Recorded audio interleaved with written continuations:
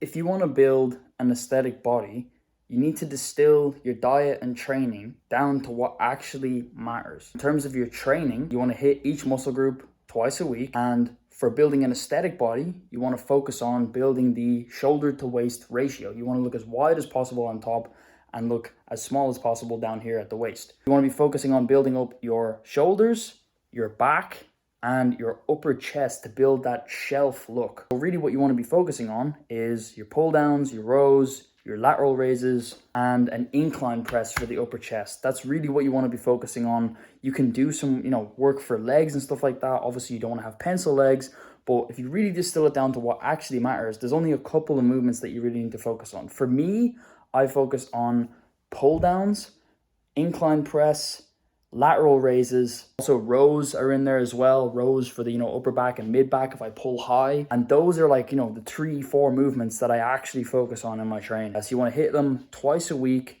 Focus on getting close to failure because that's going to stimulate as much muscle growth as possible. So those last 2 to 3 reps before you completely fail a set, that's what actually matters for stimulating muscle growth. So you want to focus on that. In terms of your diet, you want to focus on what actually matters there too. And that is hitting your calories and protein. That's actually what matters. You don't need to focus on, eating particular foods or anything like that.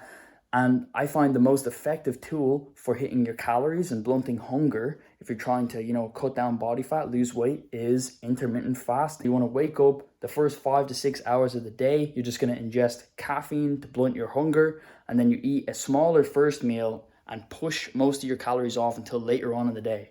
And that's going to help you to feel more full, more satiated. Focus on getting, your meats in there. You want to get obviously enough protein, but not excess protein. Okay, you want to be getting about 0.7 grams per pound, 1.6 grams per kilo, somewhere around there. And that is really all you need to focus on. It's just training and diet.